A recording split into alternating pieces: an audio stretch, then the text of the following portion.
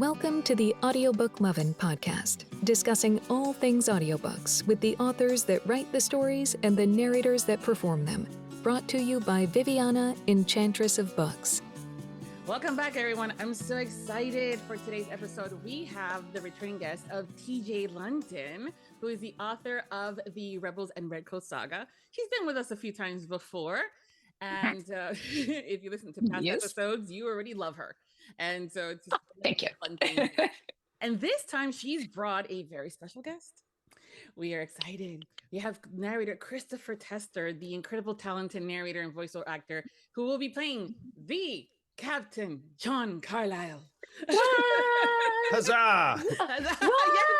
Yes, huzzah! He's arrived. Perfect. Finally. Yes, very good. And I'm not even at a Renaissance festival. It's perfect. It's usually Huzzah. where I hear huzzah. Renaissance festivals or when I'm doing work for TJ. So And in all my emails and all my letters, it always has huzzah on them. Yeah, eventually everyone gets used to it and they start using it and then it spreads. Yes, it just happens. Yeah. Very good, very good. Perfect. Okay. So Christopher, welcome to the podcast and your first time here. Thank you so much for having me. Yeah, I'm excited and TJ's really excited. We have all been very much like, this is going to be the first time the John Carlisle is here with us kind of thing. So we're excited to chat with you. Well, I mean, TJ is obviously the John Carlisle, yes, but yes, I am technically, yeah. I am one of an iteration, but you know, I'm happy to be a shadow. It's okay. It's all right. It's good. Hey, sometimes those are the best kinds and the best iteration, if I might say so myself. Anyways, so we're gonna start with Chris. Tell us a little bit about yourself. How long you've been doing voiceover work and this whole getting into audiobooks? Yeah, so I was one of those voice actors who swore I would never do an audiobook because I was like, that's a hell of a lot of work for absolutely no money, especially in the UK. I mean, I started as a stage actor in 2008, so that was all about the love of the craft and the art, whether or not you were being paid or not. And I just about scraped a living for just over a decade, I would say. But like the novelty of that and setting up your own stuff and everything, kind of as your 20s go into your 30s and then start to touch your 40s, you're a bit like, okay, I don't know how much longer I've got left in me. So I started out with I was a voiceover generalist in terms of doing absolutely everything except audiobooks. So commercials, corporate stuff, just because of how I sound, especially with people who have English as a second language. My accent, which is received pronunciation, is still very useful to kind of like have. So a lot of work came that way. And then video games and all of that kind of like stuff as well, documentaries, anything and everything. And then it's only really been in the last... So that was 2017 is where I went kind of like full-time with voice acting. So it was paying the bills and then I was doing theatre on the side. And sometimes that was helping with the bills and sometimes not. And then 2020, COVID happened. I was in the middle of a national tour, which I was both producing and acting in. And that was kind of essentially financial and creative death for the company that I was working with because, it was just like, how do we put this together? And the whole touring theatre infrastructure in the UK just kind of went... So we'd been building all of these relationships or attempting to build these relationships with our first Arts Council fully funded tour. And we got halfway through the tour and it was going really well. And we knew where we would go back to and where we would never go again. Ipswich, I'm looking at you. And so that was very clear and it was great. It was tough, but it was great. And then we just came back on tour from Portsmouth and we're about to go to Manchester. When the lockdown was kind of called in the UK, and it was that painful progressive thing of like the UK government didn't want to say that you had to be in lockdown, so we contractually were still obliged to turn up to the theatre because the theatre hadn't been closed down and we would be in breach of contract if we didn't turn up to perform. But also at the same time, everybody was saying like, don't get on trains, don't get on everything. So I, as the producer with the producing hat on, was kind of having to make this call of like, who's going to sue who if we don't turn up and everything. And it was literally the morning when people had their cases and were like, we can go, like, because they're a bunch of actors. They're kind of like, sure, I mean, it may be death, but we'll still turn up if it needs be because, you know, it's a job, right? And I phoned up the theatre one final time, and they said, we're shut, we're done. And yeah, so straight back into the box. Still resisted the temptation of audiobooks, though, strangely, until 2 years ago. And that was specifically because I got a random phone call from the Cayman Islands, and I thought, it's someone to help me with my tax problems as a budding entrepreneur. I like this. So rather than ignoring that, I answered it, and it was from a lovely Irish gentleman who I am sure his tax status is absolutely legitimate. But he'd written a book about horse trading, which I know nothing about. So that was a good start. He'd written a book about this called Horse Trader. I know, surprise. And it was he'd written it in the 80s, and it's kind of like an industry Bible, because it was all really about how the whole scene had changed when foreign investment, specifically from the East, had gone into the industry and completely transformed the way people, the nature, especially the families, the horse breeding families in Ireland, and their kind of monopoly of the industry was completely exploded from this money from the East. And so there are a lot of contemporary parallels with a lot of other industries. So there was this kind of like enthusiasm for getting it done as an audiobook. And so he said, he found me on the internet randomly, where there is no reference to me ever doing any audiobooks ever. So I don't know. Thank you, Google, for that. And was just like, what's your rate? And I was just like, let's pick something obscene. So I said, it's £600 per finished hour. And he immediately was like, yeah, fine. And I was like, fuck, I should have doubled it. It was like, oh, Yeah, like he said that but it was actually not knowing anything at all. It was a baptism of fire, but it was a great baptism of fire, actually, because it was quite a tough one, obviously, not knowing anything about horses or trading or horse trading. But it was kind of trying to find the human story in all of it, and finding that obviously, there were very big individuals and personalities in that you could kind of hold on to, but to kind of like, apart from going, oh, there's this funny quip or this funny anecdote or anything, but like, what's the heart about? What are these men actually kind of like trying to do? And the changing, that was my first like, oh, okay, it wasn't so traumatic. Okay, maybe not so traumatic. And then I started to kind of think, well, maybe I'll have a look, get myself acquainted with the industry, the audiobook industry, which is kind of like a separate thing to the rest of voiceover. And then through the stuff that I do on social media,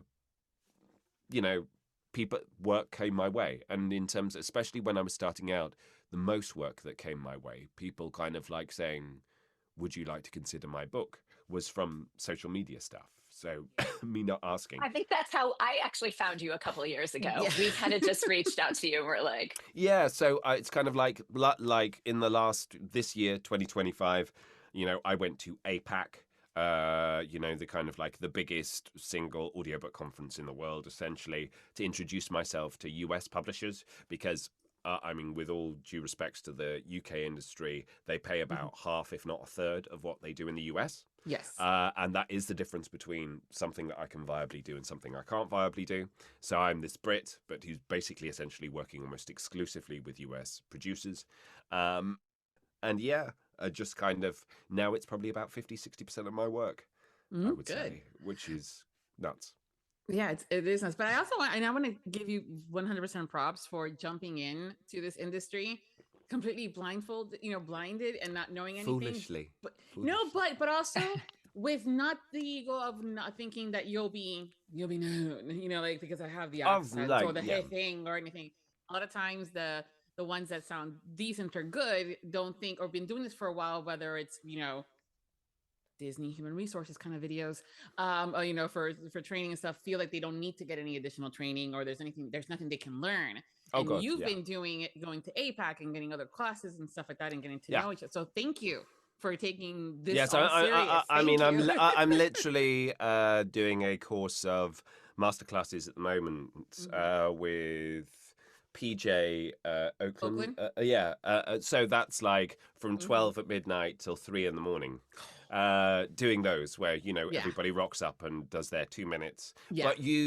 But it's great because he's obviously from an acting perspective, Yes. first and foremost. So it's not like, oh, we do things differently with the audiobook world. You need to speak slowly because that's the rule, apparently, arbitrarily, or anything else like that. It's you know, it comes from a very active perspective, but it's kind of like in a different way. And I become aware of like, okay, there's a taste thing. So like whether or not we talk about how you portray emotion in an audiobook as opposed to how you do it in the theater, as opposed to how you do it in film, or all of these kind of things. There's no one way. Just as like Nick Cage's acting style necessarily, you know, isn't like the one way to do or not do film acting. You know, it's kind of like you've got to very much fit the approach to the material and the collaborators that you're also collaborating with at hand, rather than going, no, there's this one way of doing it. And we either get it right or we get it wrong. And that's death to me as an approach. But that's also about the director and the producer too, Oh, bringing God. you guys together and matching it right, correctly. The proper you're casting, matching, yeah. But exactly. you know, 95% of audiobooks, 95% of the audiobooks that I do are not directed. So it's kind of like, so it's been great to segue seamlessly. Woo! You know, in terms of our collaboration, TJ, that there is that you're not listening to everything because you have a life beyond. I mean, arguably, I don't know. I mean, we can go into that or not.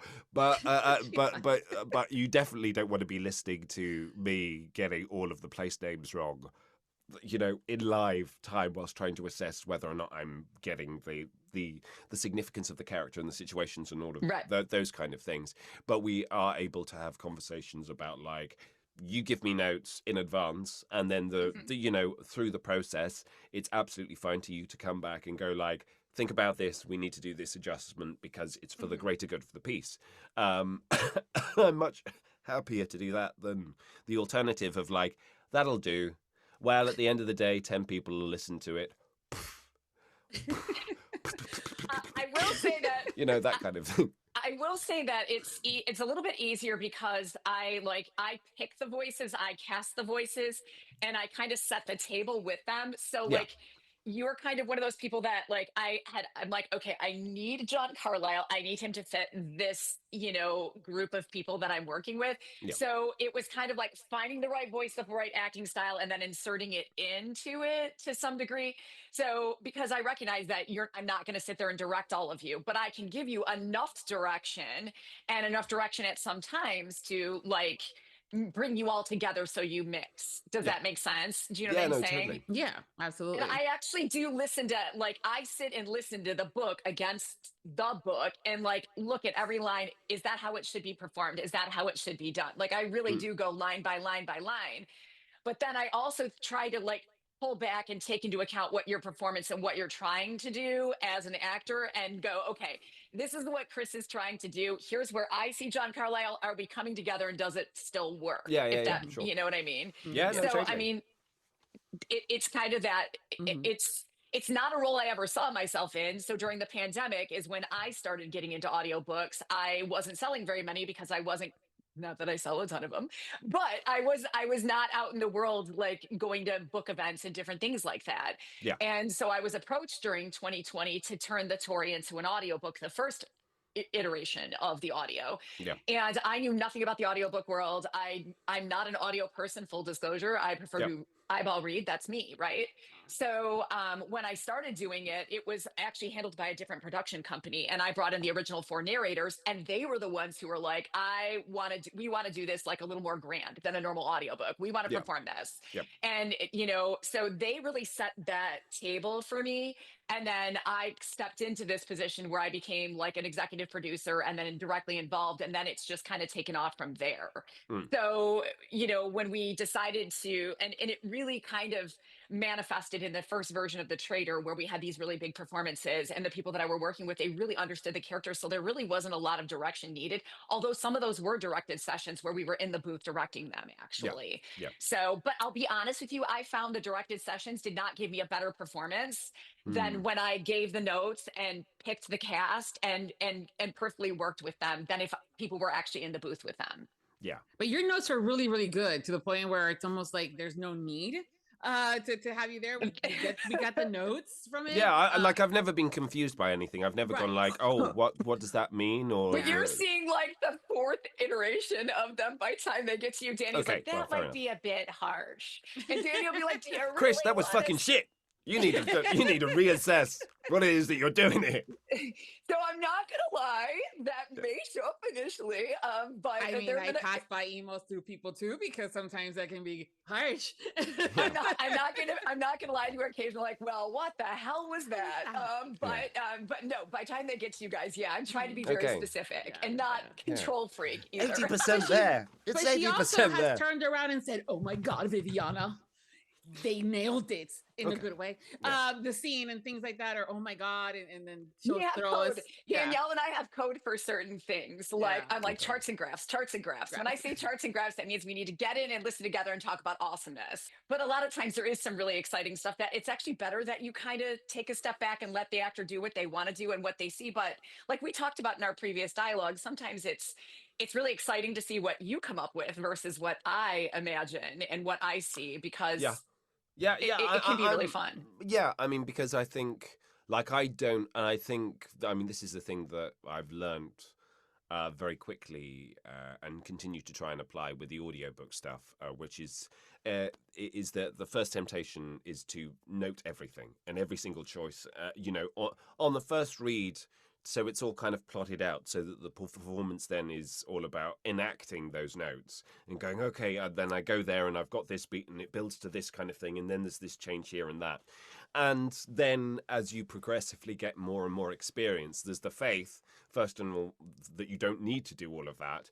And also the next step of that is that because it's intuitive, and then your intuition starts to actually better your intellect, rather than your intellect going, that's great, that makes absolute and complete sense. If in the moment you carry through and you ignore some punctuation occasionally because the rhythm of the line and the build is such that it's kind of like, it may be not the way that TJ or anybody else has imagined it in their head, but this is the way it's taking me now. And then if we need to kind of go back and redo it, then that's absolutely fine. And I'm not kind of going like, oh, I'm trying to give you a wild card take for the sake of it, or prove my acting credentials with my crazy choices necessarily all of the time. Though sometimes I'm like, no, but kind of like to try and lose yourself in the moment of the story as much as you technically can, whilst at the same time going, I've said that wrong word. Okay, say it again. That's the I've got to find my light, but at the same time I need to be emotionally connected with my scene partner and about my dead dog. That's part of the craft aspect of it, and it's trying to find that kind of balance. But yeah, I trying to give things free into the moment so that you're through the notes and the preparation and everything, you can wind up and then hopefully let things go and just see, and especially when you're dealing with a character like John Carlisle, where it's kind of you're there and then you're there in the space of half a line.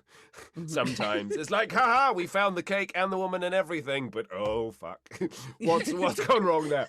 Oh shit, something else is Dallas has just found What out something. now? Those kind of things.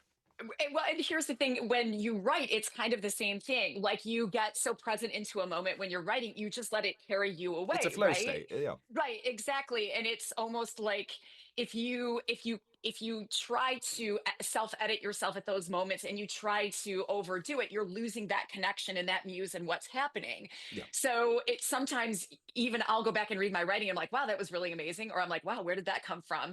And when I go back and read, I can see where that flow state goes, and we get a lot of dialogue and we get this very like poetic kind of presentation. But then that's what you're trying to achieve, right? If you're trying to be artistic in your work.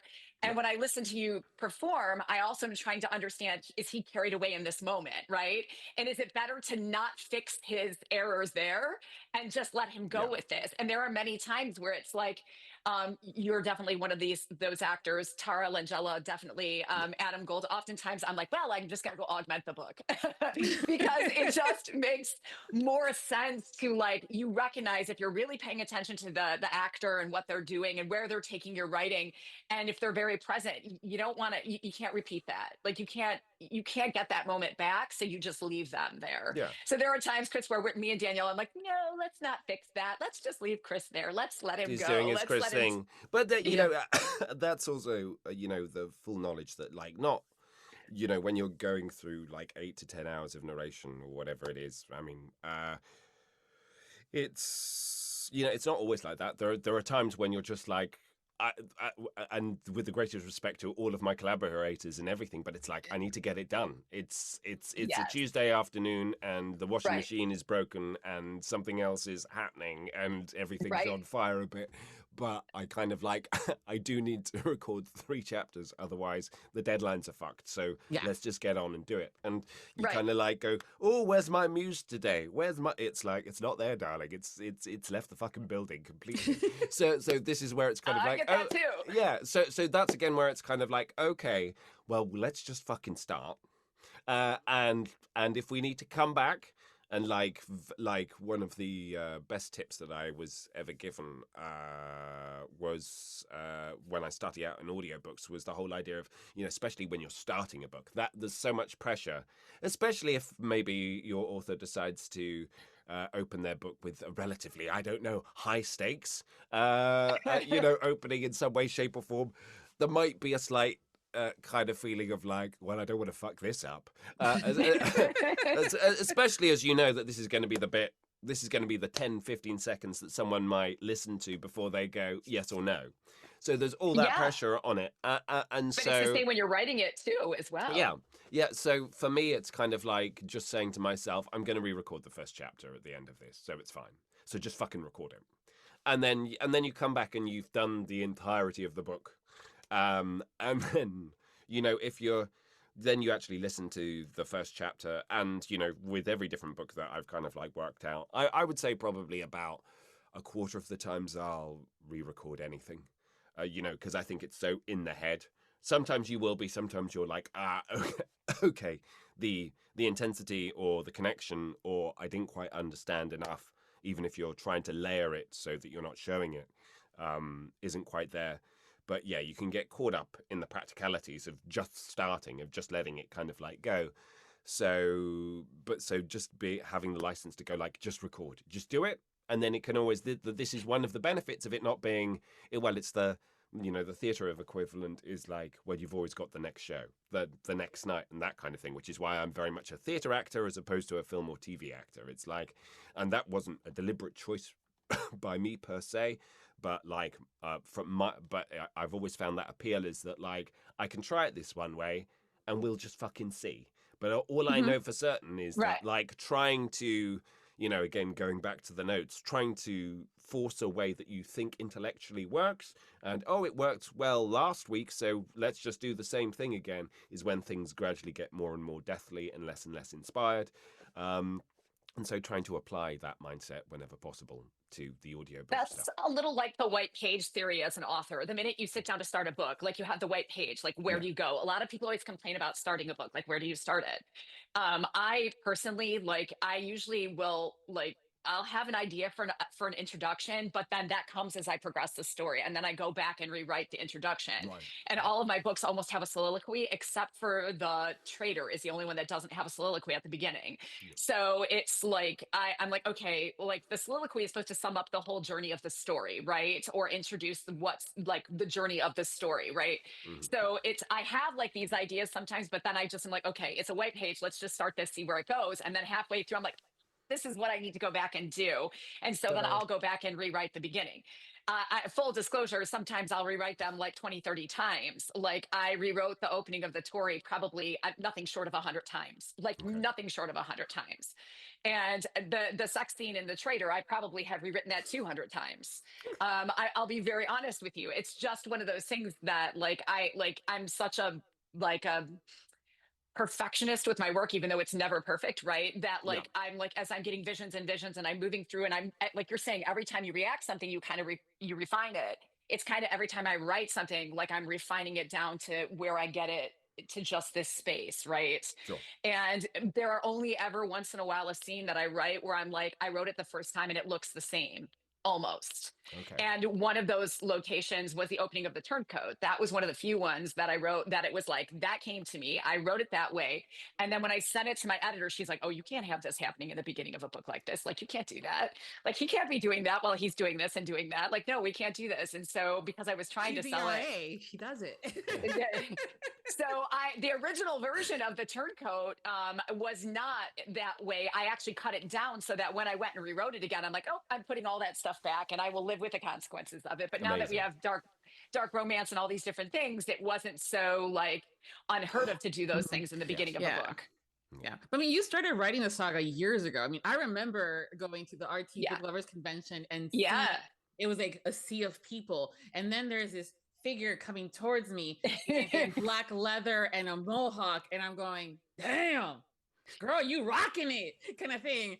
I have been known to do that. Did not even know who she was, didn't know who, or fast forward where we are today. And I write Revolutionary War. I'm a historical person at the party, right? I know. Kind of thing and everything. It was one of those, the energy was there. Ran into her a few more times and fast forward, here she is writing, historical fiction in the American Revolution. I'm going, the things I've learned. I'm like, 1776. I got that memorized. I know it's so boss, right? It's so rebellious, right? No, I actually started writing the Tory. Well, it was all one book. The Tory and the Traitor were all one book. I eventually split them.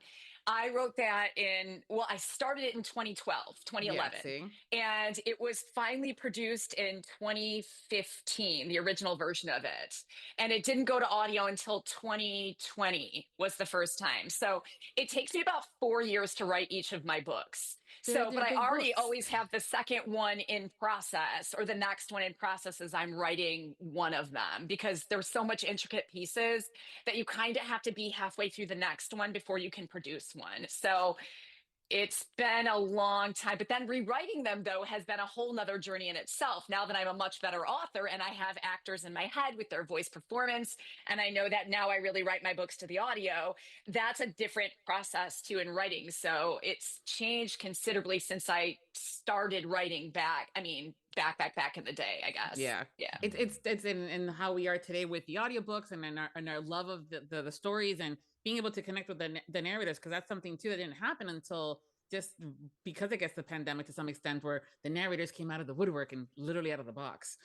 In some cases, they're like, I'm not in the box anymore. But it was funny too, because I knew that you were working on rebooting the series, and that meant a couple of changes, and I was like, who's gonna be John Carlisle?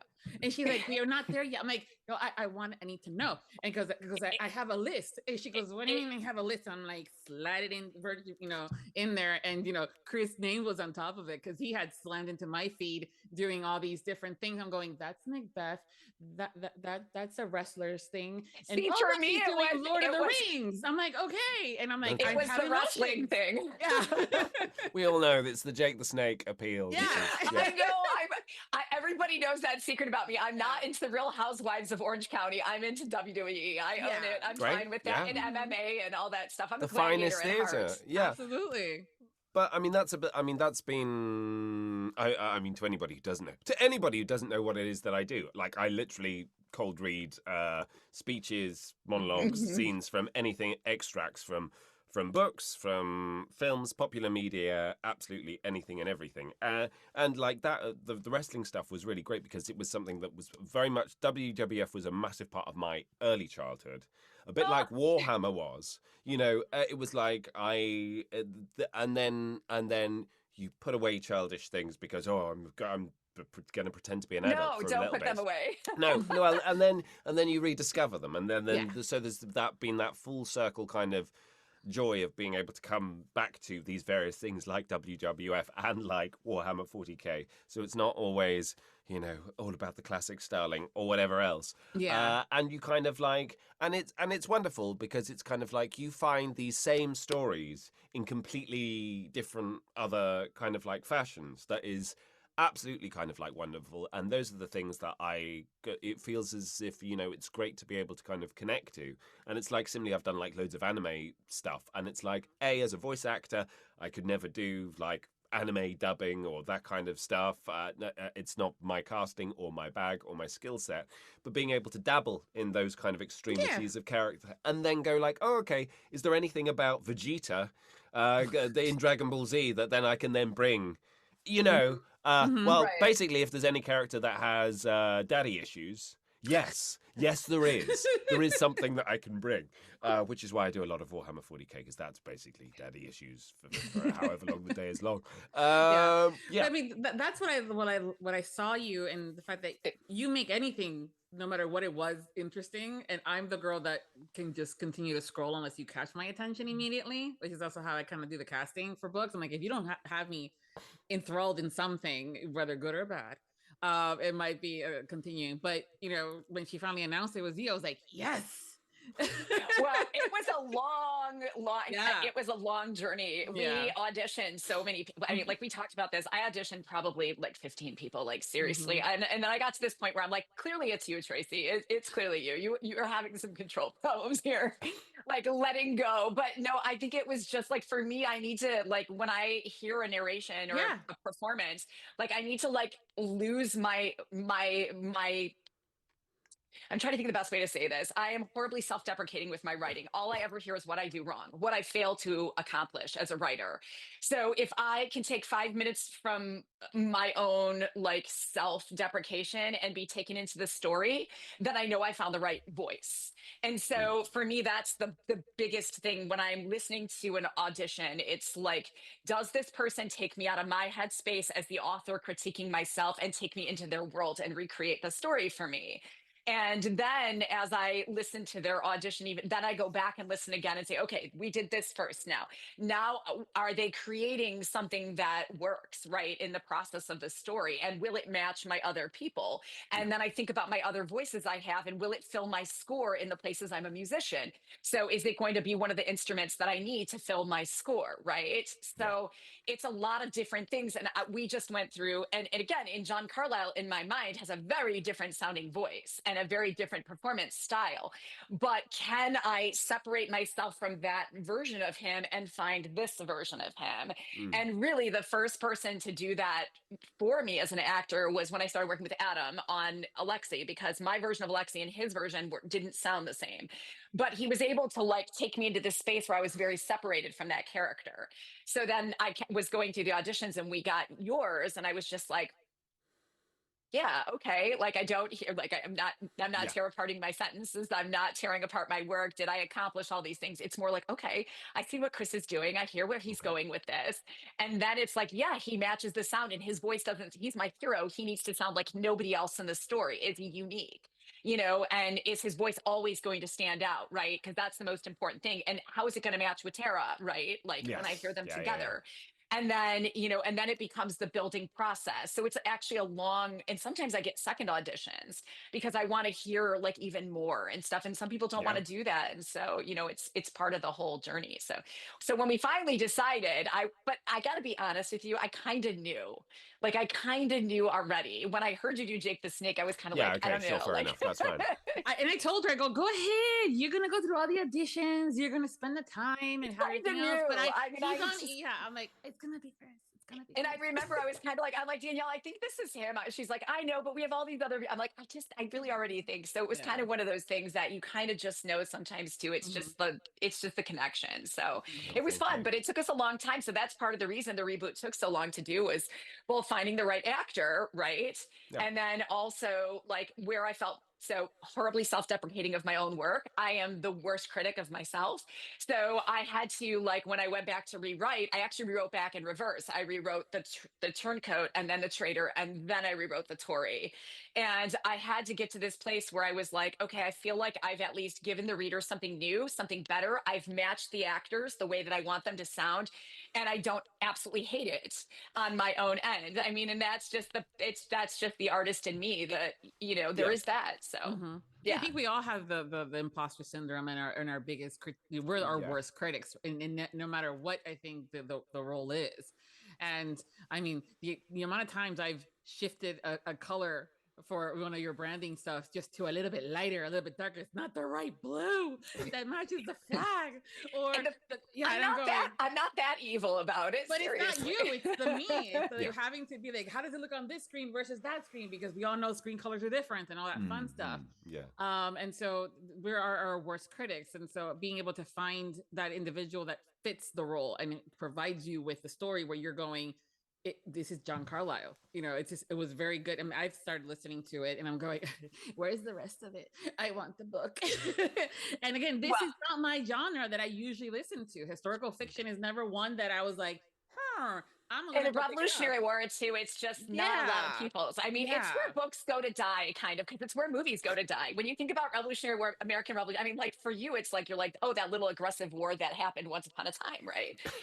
But like for us, it was kind of a big deal, right? Yeah. But like, and here's the thing, like, I mean, when you think about American Revolutionary War movies, you probably can think of one, Patriot, okay, and it's not a great one. And then you can think of maybe Turn, the TV show, or This is the French and Indian War. So not even, you know, the same time period. Yeah. There just isn't a lot, right? And so then we think of Hamilton, but that play is really not, the focus isn't the war, it's Hamilton's life, right? And it's, you know, so there's just not a lot in the genre. And I remember when I came out and started writing, my editor was like, you don't want to write Revolutionary War. No one's going to buy it. No one's going to like it. No one's going to read it. Right. And then you're going to make it into a saga. And and then the British character is the hero. Like, are you doing everything to make this go wrong? They're always the villain, for fuck's sake. And then the rebel is the villain in the story, right? Yeah. I mean, besides Delancey. So like I did everything wrong. And the truth was I didn't really have a market when I came out. I didn't. It was when I did the audio that I started to find my niche of listeners, so that when I rebooted it, I wanted to give my listeners something really exciting. And I wanted it to be to take the story a step further and stuff like that. So it's been a process. I'll be honest with you. It's been a journey. So Chris, now that you've finished recording the Tory, I think you're also done with the Traitor and the Turncoat, right? You're pretty much right. Well, I'm awaiting pickups and notes and whatever else. So yeah, it's never finished. No, yeah. It feels like it sometimes. Like no, but I mean, how has it been doing? Because these are also not small books. These are 24 hours. And which I'm always like, I need more time because I don't want to put it down. So it's a good thing. But how has it been being in this character? Because there's a journey. So I mean, discovered it. And it's been a journey in reverse. Mm-hmm. A lot of TJ's notes, or to begin with, were like, "This will make sense in 2 books' time." I'll be like, "Great, fantastic, okay, sure," because I mean, it's the bastard thing of audiobook prep is that for me is like. I mean, I read the book, but I skim the book. Mm-hmm. Danny and TJ have kind of like will tell me where my bits are, so I know where bits are when recording, and it's all color coded and highlighted, and there are notes and annotations and all of that kind of thing. But you need to have an idea about where you're going before you go on the journey. So I do kind of, but it's not reading. But it's kind of like but a quick kind of scan through, so you get the gist generally, and then the trick is obviously just about throwing yourself into it with that sense of roughly what the direction is. But I mean, it's been a joy to have the opportunity to see so much of one character's journey. You just don't get that. You don't get, because every high and low is different. Even if, fundamentally a lot of the battles, particularly with addiction and guilt, that kind of like ground John, all the way kind of like through the cycles of these things of like, I think it's not okay. I think it's not okay. All the way through, there's always something different, that capacity for self-sabotage or whatever else. And so there's a real richness of it. And in the long form, being able to, the character has both some of the most comedic and most tragic and the most dramatic scenes that I've had, the good fortune to be able to perform. So I'm just immensely grateful to having that, because normally, in terms of like the sequences of, I've done a couple of series, sort of, but I mean, John Carlisle is the character that I have by far spent the most time with, and it's just been great to be able to have that kind of time and find the different, just the little kind of like different colors, and find the discoveries, and the relationship with Delis is heartbreaking in every way. So that connection, I mean, it's also an absolute mindfuck to me, because it's like I've never met Tara, I've never talked to Tara. I have Right. very selectively listened to small snippets of her performance, but never in the entirety, because that's of a previous, when she's re-recorded or not re-recorded. Right. It's like, rather than going that, because as soon as you encounter a different John Carlisle or whatever, then you're second guessing about, oh well, what did they do, and why did they do that, and why am I doing this? Is something else. So that's just a weirdness of it as well. Is like you can have these, but that is for all audiobooks, when you've got a duo, that's to agree. Very rarely are you not working in sort of isolation, apart from, I think this character should talk like this or talk like that. And with TJ, we don't have those discussions, because we know who we're voicing and no one else can voice them, so it's fine. Don't touch them. Yeah, so no, you can't. Yeah. So that's okay. But because of that, as a result, you don't have any real correspondence. Right. And that's fine. That's cool, because we also don't have the time to go like, hey, hi, maybe, Right. there's obviously the idealized, oh yes, if you could do every scene chronologically in real time and discover and work on it all together. But going back to, what Tracy was saying in terms of, well, yes, you can be in that directed space, but does that necessarily get you better results? It's open, as long as we know where we're driving to, Yeah. and the actors still feel free enough to play and explore. But I think that's why there's necessarily that form of collaboration needed as well, because if two actors are exploring sometimes each other in a vacuum, that when it comes together, it might all mesh seamlessly, but there might also necessarily be adjustments, and you've got to be fine with that as well. Mm-hmm. Yeah, you mentioned the different types of scenes, that because he has some highs, but he has some of the funniest moments too in this book, and some that you're going, TJ, where the hell did you fucking get that idea for? Did any of them stand out for you while you were going, like, as you were narrating? Did you have those I moments? just want to add one thing in before you Mhm. say anything. I did not know I was this funny of a person until I started writing that character. And there are a lot of close friends of mine who are like, Tracy, I didn't realize you were funny. And I'm like, thank you very much. So I just have to add that in. Yeah. I think it's just any time food comes up when he's in the bedroom. That's just like, that's the Or wine. Okay, but if only I could have some food with that as well. But you got to the Tory, so you now know why that kind of where yeah. I that mean, comes I from. totally get it now. Now I get it. Before I was just like, what's this guy's problem? What's this thing? It's So a thing. It's okay. a part of it is the man has addictive behaviors, right? Yeah. Like you just brought it up. This man has he copes with all of his problems through multiple different addictions, right? And he recognizes he has an addiction to drugs, right? We know he's got an alcohol addiction problem. He is a sex addict, if we look at it that way. And then Yep. food becomes very associated with her. And his, like, he even talks about it at one time that he traded one addiction for her. Like Yeah. and food is something he very much associates with her, but it also is kind of a naughty thing, right? Like he talks about that he's a Viscount's son. At no point would he have ever gone into a kitchen. Like that wouldn't have been something that he would have done. And he would never have gone near like the help or anything like that. And now he's in this tavern on the frontier and there's this woman and she's cooking and he's like, oh my gosh, and it smells good and all these different things. But there's actually something that I've never really alluded to in that book that comes later. But so this, she mentions often that it feels like the spirits of her parents live in that kitchen, Mm. and and she can feel their presence when they're there. And at one point she even references that she remembers them canoodling in the kitchen. And there's a bit of that also, like supernatural kind of component that we always kind of weave through the story that plays a little bit in there. So Mm. there are multiple, and John can't even recognize, like, what is this new food thing going on and why is it associated? So it's a bit of that mysticism that's playing into it a bit. Mm. But the truth is, I never realized when I originally wrote the book that he was always eating. Like, it actually happened later. I'm like, why is John always eating? And I'm like, and he's always talking about food. And I'm like, why did I do this?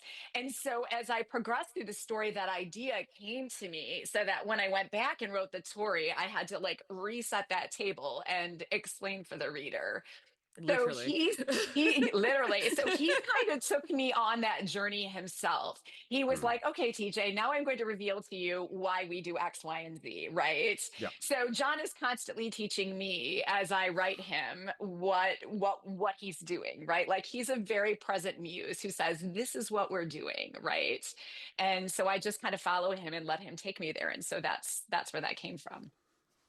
But And yeah. I just go along with it, really. Yeah.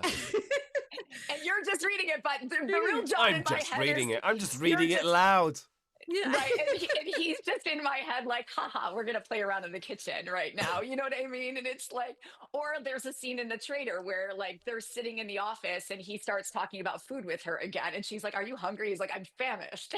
And it's just like, Make some. That's It's just, he uses it also as a bit of that sexual innuendo, like alluding to right. something I'm wanting to. Like, I remember sending you that graphic teaser with the wine, and I'm going, it was just a really good line when it comes down to having her described as far as that goes. I'm going, okay, taste the vintage. She's yeah, and stuff like Yeah. that. and I'm going, I can't explain those lines. There are times where I read some of them, I'm like, wow, where the hell did that come from? And I'm sure a lot of authors imagine feel having that to way, narrate those lines, TJ. No, It's so- great. It's so fine. I mean, Chris it doesn't know- reminded me of some Harold Pinter. Take the glass or take me. The Homecoming. I was like, yeah, I'm But- completely on board with that. Here's the thing, though, which you don't really know this, but every one of my other narrators know this. Anything that gets sexy, I don't listen to. I'm like, no, can't listen to it. Fair like enough. that goes to Danny, and I actually have a team that listens to my sexy scenes in my books. The They sexy know. team. I do. The sexy They are team, my yeah, she QC does. team. They get called. I'm like, okay, guys, these scenes go to you. You listen, Mhm. and I send them off to You them. like They know. this stuff. Yeah, it's just like I send it to them. I'm like, you guys edit this. I know my kids are having sex. I don't want to hear it. Okay, like you guys take care of this. Okay. So I really do have a QC team that handles those things. But it's like, and I'll get to a point, and Danielle's like, okay, I know you're not listening to the rest of this. She goes, but really, you should. And she tries all the time. She'll send me like a clip here and there of like a voice or a sound or something. And I'll be like, stop it. No. That's not become like supposed a to be the game. sexy scene. Yeah. Okay. Yeah. I can't explain it. Once you write them, then you're done. You know they're out in the world. You don't want to think about them anymore. Yeah. So, But a lot of authors have that where they'll go like insert sex scene here, and then they'll continue with the story, and then they'll come back to the sex scenes and figuring out how many hands and where the body parts are and all that fun stuff to make it accurate, because I sometimes can't do that. I have to write in chronology. I actually have to write in chronology. So where they come in the story, like I absolutely have to write them because literally there's where they come in the story. don't no jokes. Very No, good. no. Set her up, open goal, bang, straight in. There you go. I think as a narrator as well, I think you can probably tell. I've certainly encountered some work, or maybe my alias has, where I've gone, this bears no relation to the chapter that went before in its tonality, and you just kind of have to make peace with. This is a whole other fucking thing to itself, playing to Right. a whole, one of the great things I would say about the romantic writing, about the love writing that TJ does, is that it's always it's always drawn completely from what's gone before and the needs of the character and everything. Whether or not it's light, playful, or comic, or as more likely, there's something else going on. There's, but it's fundamentally, because I never set out to be like, oh, romance is definitely a thing I'm just going to go hard in because I'm a male narrator and romance is really booming, as everybody says, and all of these kind of things. Because I'm not obviously the set audience for it, and I don't have that whatever the growl voice is. That's not naturally true. That's not true. That's not well, true. selectively, yeah. So selectively, but it's not like I was like, I was gonna say that's not true. yeah, but there's the Teddy Hamiltons or whatever of your world who are just kind of like okay, like whatever, like crazy. But I've just kind of lost my train of thought. But You were talking about the yeah. But with the romance thing, there was a great. I went to a romance talk where it's someone said about the whole key thing about those sex scenes is finding what they're besides the sex, what are these people trying to solve with this thing, what are they whether or not that's feelings of loneliness or trauma or coming to terms with things, all of that kind of thing. If you get to that emotional thing and you're imbuing all of those actions, and that is very easy to do because of the quality and the sensitiveness to the writing that Tracy has in those scenes, that I've never gone like, what the fuck is this? Whereas I can say when I am going like, I am doing this for the money, thank you very much, this is why it's going as an alias, fine, whatever. Yet the writing has to be of a certain quality, I hasten to add. But where you go like, how many hands? What are we doing here? Or like, I mean, unless it's an alien with multiple appendages. I do have to say that. I'm just kind of like, what the fuck are we? I mean, like, why? But anyway. When I create sex scenes, for me, I have a rule about it because I consider myself historical fiction with romantic elements because I have so much storyline and not as much of that kind of content. I'm very strict about the fact that it must progress story. If it's going to be in the book, it has to progress the story, right? And so in the Tory, it's actually the climax, literally, of the book. The fact that they get together is you're like waiting. I mean, I'm fine with admitting that's a bit of a spoiler, but the idea is because of the context with which their relationship happens. Are they going to get together? Does it make sense that they're going to get together based on what we know of John's character? Also, what happens in that story, right? And there are many people who would look at his choices he made there and go, was that actually the right thing to do? Right. Right. So, so it was one of those things that like, when I wrote it, I'm like, I have to take this a long way to make it right. First of all, in the reader's eyes, in John's eyes, and that how Dallas is going to eventually understand this, right? So that's a lot of story that you have to cross in this sex scene to make this work for the reader, right? And then you want to make it theatrical and you want to make it performed and you want to get all those emotions into it, right? It's not just puck in net, right? Like, I mean, ultimately there is a way to do this. And then the one that I wrote in The Rebel is an extremely hard sex scene. And there's one in that book. And when I gave it to Adam, because it's in the male's perspective, commonly I write my sex scenes in the man's perspective. I do get a woman's one to some degree, but commonly I write them in the men's perspective. When I gave that one to Adam, I'm like, Adam, this is a very big journey this character has to go on because his wife has died and he's made a decision to never love again. And he's going to sleep with this woman who he's kidnapped, right? So like, how do we take this process and make this work for the reader? So that's the conflict that also he's feeling wanting to do the thing and doing the thing and all that stuff. And that's what happens, especially in the Tory, because there's so many times where he's like, is this the right thing to do? Should I be doing this? So that the reader is kind of coming through this going, okay, we've got this very sexy scene, but we've also got a lot of things, kind of happening here. Right. So it's kind of, I would love to be able to listen to them. I have this joke, perhaps a lot of alcohol or maybe some Ativan. I don't know. Just do a drink along listen of it all. Like every time John takes one. But it's hard because John is very present in my head. Like I know John in my head and where that scene goes. So like I kind of stay with him in my head. So that a lot of times it's just like it's better that way for me as the author and the muse and the inspiration to continue to be able to take those to the next place every time I write one. So it a lot of times like I write them and I forget what they look like until I have to go back and look at them again. And so, and people love to tease me about it all the time. They're always like, did you listen? I'm like, no. It's like a game now. I know. Well, I'm the same. I don't listen to any of the stuff that I actually voice. Again, it would be like, why would I want to do that? Why would I want to listen to me trying to be sexy or playful? Like, no, God. Yeah. I can't think of anything worse. Right, and there's I hate to say it, but it's like no offense to you, Chris, but I don't know you. Like, and there's some guy who's reading, there's some man reading John Carlisle for me, right? Yeah. You know. Yeah. Fair And enough. so It's fine. it's a weird kind, it's just so weird as an author. It is really, really weird to hear somebody read your work and someone as intimate as a character as John is for me, because he's like my, like there are everyone has a prized possession in life, obviously, like their marriage or their degree or their children or what have you. He for me was such an important journey Yeah. through mental health struggles, and that ultimately you've read all three books, so you recognize there was clearly the author was going through some personal struggles as they wrote this character, right?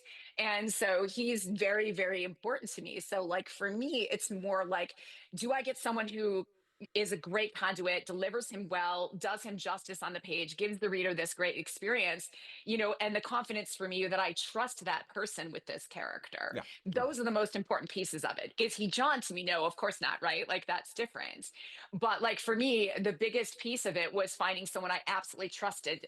Because like trust for an author, like some authors go into just like make an audiobook. Let's do this. Okay, Yeah, cool. I We've know, got and an it's audiobook, crazy. right? There you go. And then there are people like me who it's very much a very personal thing. It's a passion project. It's something I take very serious. And John Carlisle is a very personal character for me. So I'm like, how do you trust again? And that became a piece for me too when I found a new narrator, was like, how do I finally trust a person with this character? Yep. And that he's able to deliver him well, and that Mhm. he's going to give my readers the version of him that I want. And that was a journey too for me in this process, like getting to that point where there was a trust component too. So I know you're like, wow, I didn't even realize all that was happening behind the scenes, but No, but I mean, I do think, from my perspective, you do have either some authors are very communicative, and others are like, I will never hear from you because there's there's a producer in the way, and that's just Right. the way that they kind of Right. like want to do it.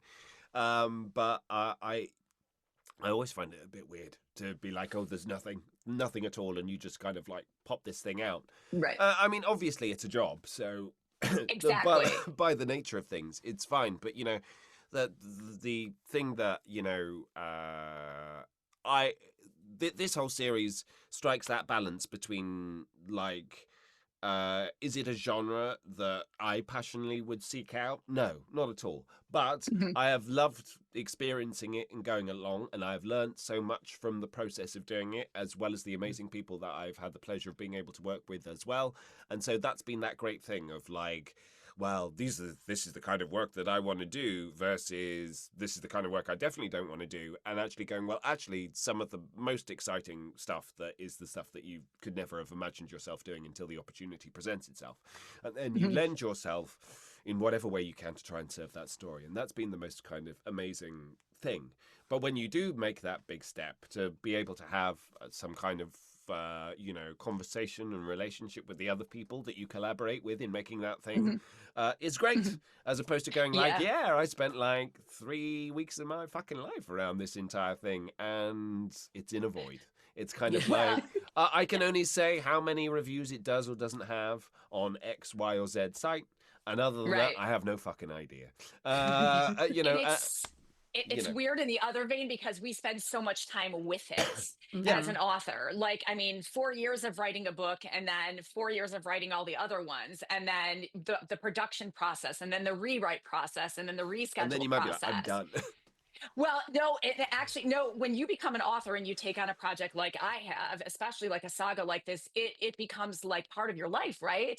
And you spend, but one of the hardest things sometimes for an author, and this might be new to you, is oftentimes we get overlooked because of you guys become the front of the book, right? Like everyone thinks of the voice and the actor and the narrator, and you kind of disappear behind the scenes because you are behind the scenes, right? Like you put the book together and you're like, I spent 4 years writing this book, but like nobody thinks of you as the author. They think about all the voices and the performers and the narrators and the people up front, the visual ones.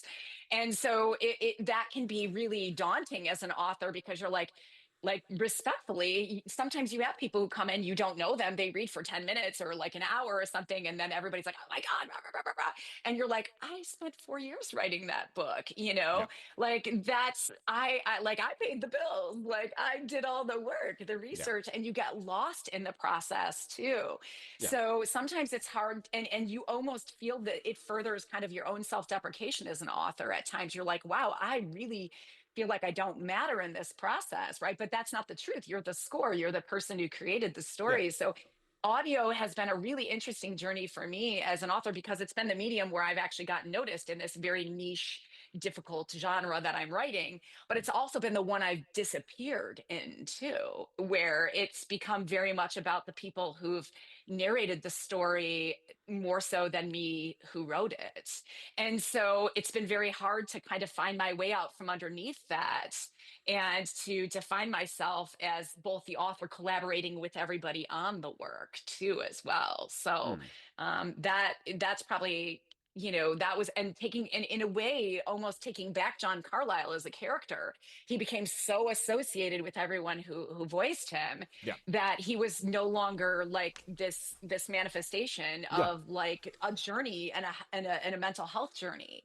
Yeah. And a passion project to being boiled down to it's just this performance, right? And not the deeper story of what he's trying to tell, about addiction, about the American Revolution, about this love affair too. So I know that sounds really deep and complex, but I mean, I think it sounds completely legitimate. It's the reason that I'm like on this podcast. I'm very happy to be on this podcast rather than being like, well, okay, like, sure, of course.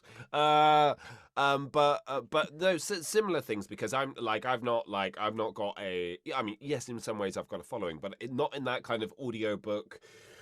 Especially in the romance, especially with male narrators, kind of thing going on there. And it's kind of like, as much as from a bill paying perspective, maybe or maybe not, that would be a useful thing to have. I also know people who operate in that space who kind of have that tension of like, but I would like to do other things and blah blah blah blah blah blah blah. And so it's nice for me on the one hand to come as like, yes, I do audiobooks and I'm very passionate about doing audiobooks that matter to me, but at the same time I do not pay the bills purely from doing audiobooks. Yeah, I come from a theatre background where it's like the writing of the author is key and crucial. Without this, we have nothing. As opposed again to the film background of like, cut it, change it, improvise it, fuck it up, just make it work. That kind of thing. That's massive generalizations. I completely appreciate, but the whole kind of approach of kind of like, we'll try and make it fucking work with the writing first, rather before you impose something on top of it.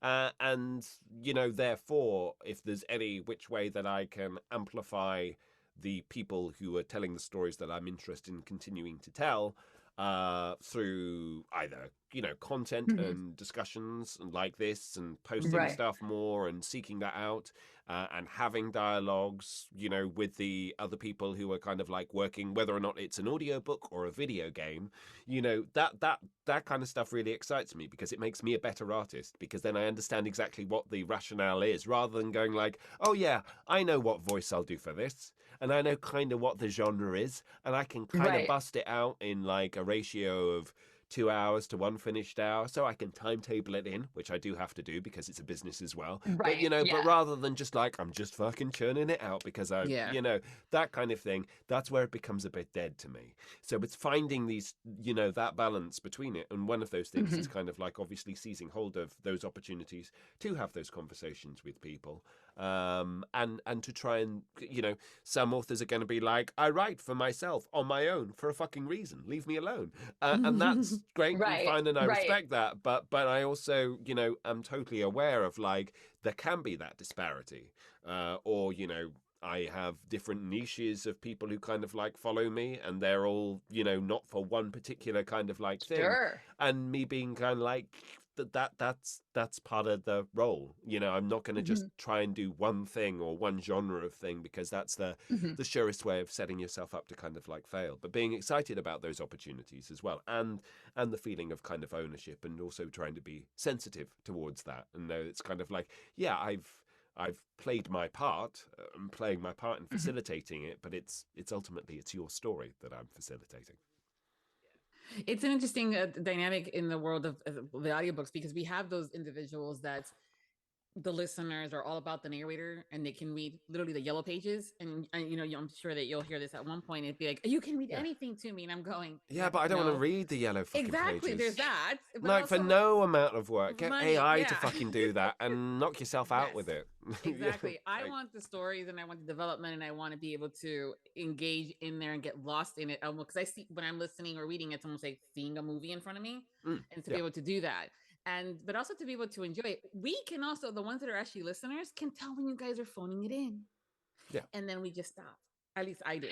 So it's like, I want you to be engaged. I want you to be happy with what you're doing and be able to do this and that. And that's also, I think that's the artsy part of a lot of us, right? Otherwise it gets boring and I don't want to do it anymore. It's, you know, with TJ, it's exciting. I'm like, where the fuck am I going to find a red coat to do this graphic? You know? Well, I did pick the hard one, right? I admit that there's not a lot of evolutionary world out there in the world.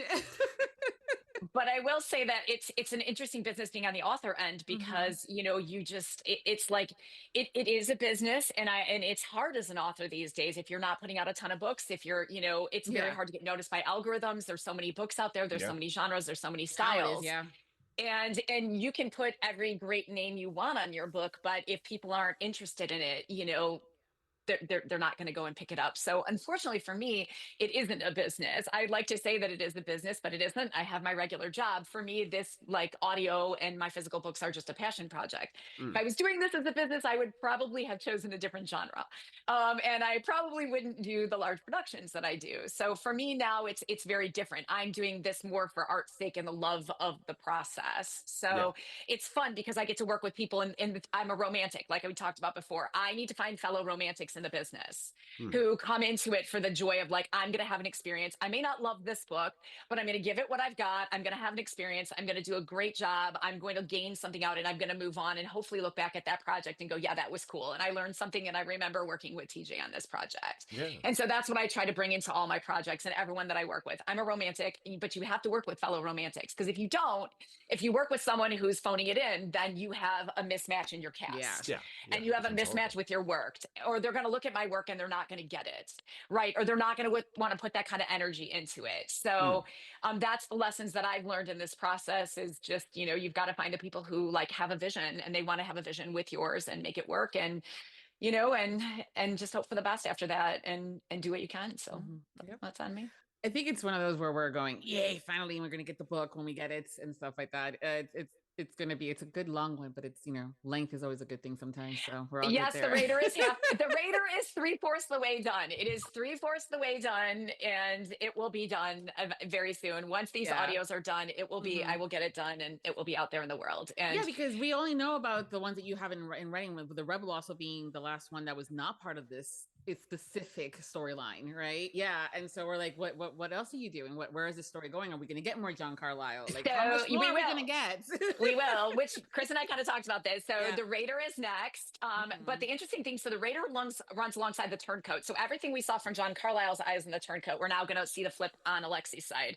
So the gauntlet sequence, all those wonderful things are all now going to be in Alexi's perspective. But we end actually about a couple of hours after the Turncoat. So what we don't know was there was a climax that happened kind of right after the end of the Turncoat. And then we go into the Renegade, which then John comes back in as another main character again. So, and then Alexi kind of like ends as our main character and then John takes back up the story. So then he does come back. He does come back. Alexi was never meant to have a story. Alexi, that was so damn good. Yeah. He was never meant to have a story. It was one of those things that I very much. And on my watch, he never would have. But anyway. Yeah, exactly. On my watch, he wasn't supposed to. I just got into this space where I was very separated from John Carlisle as a muse. Like I could not tap into him. We got separated and I was fucking hating with the world. And I actually really hated the audio business. And The Rebel is actually an analogy to the audio business. If you read it deeply, you will find out that it is, oh yeah, Alexi is the business looming large over me. He kidnapped me. I am Wilhelmina in the story. Wow. And he basically took hostage my dream, my love. The business took hostage my dream, my love, everything about it. And it's me feeling like I was dropped into this world and like trying to figure out how to exist in it. And then coming out the other end and going, okay, I love this business, but I feel like, how am I going to do it on my own terms? Like, how am I going to make this work for me? And how am I going to make this love affair, which ultimately they're not together at the end of The Rebel, but how is she going to make this love affair work for her? But the abusiveness of the relationship. And I actually wrote people into my world who were manipulating me and different things into the characters. So yes, you can be put in fiction in my work. Yeah. You can eventually find yourself in fiction.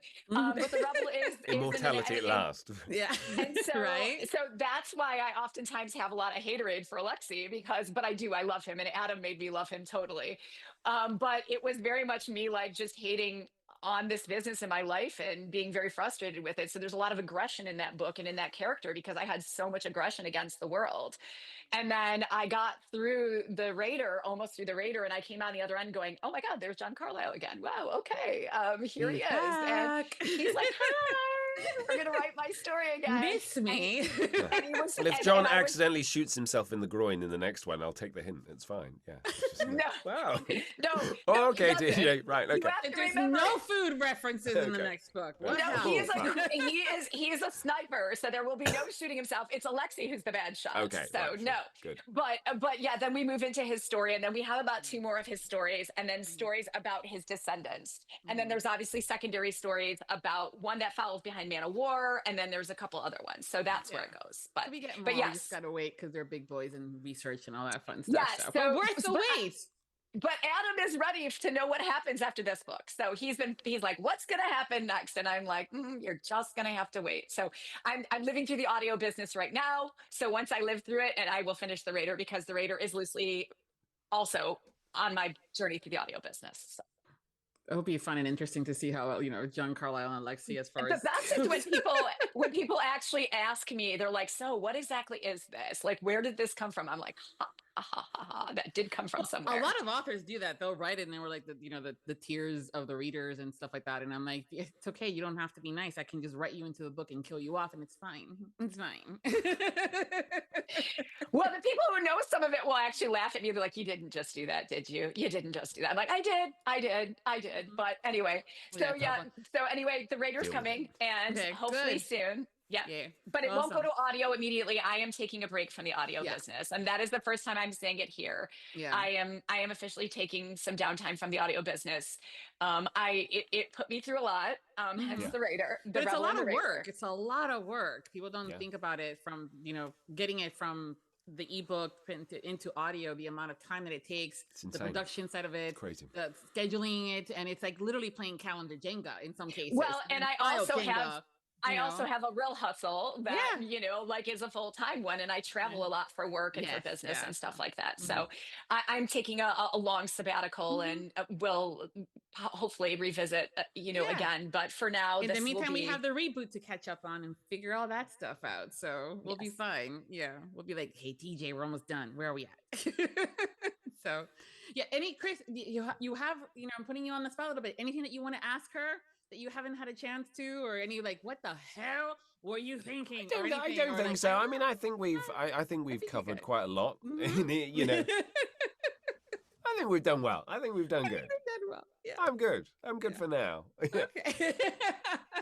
I honestly, I got to be very frank. I'm trying to think if there was anything, If there's a question that I should be asking TJ that she thinks that you think I should be asking you, then by all means, feel free to. think, especially with being, having her here so often and stuff. I think you guys have done a great job of having the dialogue. I'm just here looking cute. I'm trying to think if And I there's love anything. that. Did you learn anything about the American Revolution? Did I learn anything about the Yes, American yes. Revolution? I mean, apart from it generally being horrific, but I think, I think the various machinations and the interrelationships and the bargaining and of the different kind of factions, and quite how detailed and crossovered it kind of is, because it just seems to be like this constant jungle of compromise in everything, as opposed to it being, oh, there's the good people or the bad people, or there's Force A and there's Force B, and that's it, and there's this coming together.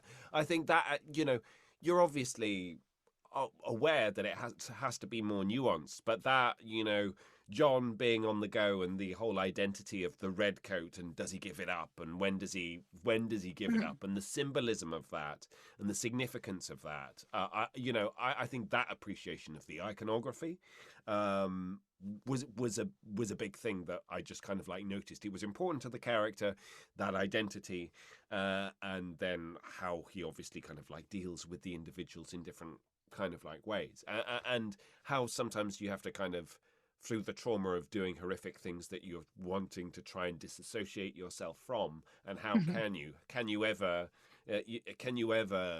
escape, and how that kind of manifests itself in that. So that was the thing that I found kind of like most fascinating. But otherwise, it's kind of like there is also that audiobook capacity. I find it a lot more with kind of non-fiction, but everything, which is like it literally does go in one ear and out the other. So you're like, I could have narrated a 12-hour book on this particular kind of subject. Right. Give me one day, and I'm like, you what now? What's it about? What? Like, no idea. Absolutely. I get that. I get it. Because I'm also like you, Tracy. I'm not an audiobook person. It's like there are some select audiobooks. Like if I get it, I really get it. But I'm not regularly. I often find that I need to read and listen at the same time, because otherwise it tends to get lost in the ether of, oh, it's just background noise and stuff, and then I'm like, that's me too. And then it's like, how many times do I need to re-listen to this same fucking chapter just to find out that Sarah left her car keys at home? You're like, come on. That was the most important thing. History's hard to listen to too, because it's so detailed, right? Yeah. One of the things when I wrote this story, and I can kind of leave you with this, like when I was writing this history, I knew nothing about this Native American history. I knew nothing about the Six Nations. I knew nothing about this. And when I didn't know, like you're saying, like how integral these dealings were and the machinations that were going on both on the American and the British side. So like when I was writing this, it was like one of those things. I'm like, why don't I know this history? And then the deeper I got into it, the more fascinating it got for me. And then like you're talking about even like where sides played in and who is doing what, like that just kind of like, it gave me the story. Like it created the box from which I wrote the story. And then I just went deeper and deeper and deeper into it, to the point where I started learning some of the language, and I added some of the language into the book and those different things. So it was like, but again, to listen to that, for me, it's a lot to listen to. It's a lot to ask the listener to listen to, which we talked about previously. That's why sound and noise and all those other things, like it makes it even more distracting. You've got to keep the person very present in the story and stuff like that. So, but it's interesting because a lot of Brits that I talked to, the previous Brits I've worked with on my book, they're like, I don't know much about the American Revolution. Like, I got to be honest with you. Like, you know. Well, sadly, a lot of us don't know anything, and we're United States citizens, and that explains a lot. I know. I mean, I had my dad was a teacher in kind of American history, so I needed to know a bit, a little bit, and then forgot a lot. But you know, I was kind of like forearmed to a degree with that, but still, I think the relationships, particularly as well with the 6 different clans, as well, and the politicking around. It was fascinating. But also, even with some of the readers, I always find astonishing. There's some readers out there that will remember every single detail, from the color of the eyes to the this and the that, and I'm going, show me the book cover and I'll remember if I saw it or not, if I read it. Maybe. Like poof, once I'm done, I'm done.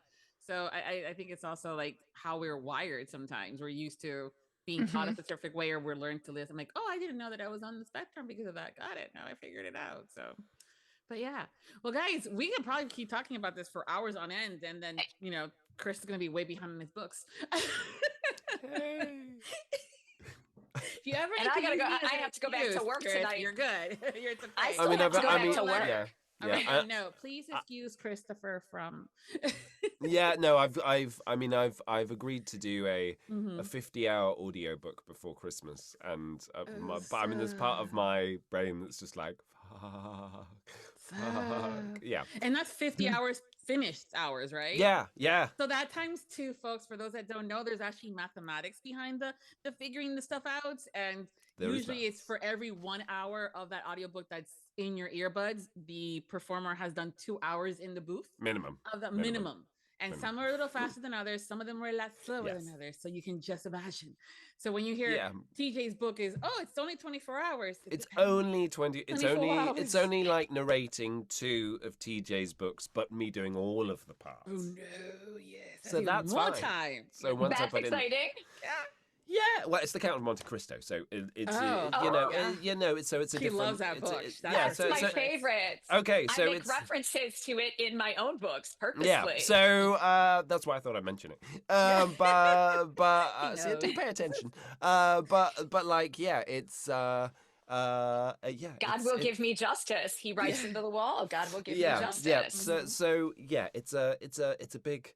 But this is the thing. It's like going on all of these different kind of like adventures. That's part of the exciting challenge of it. Yeah, So and then once see. you're done with it, you're gonna be like, oh, thank God.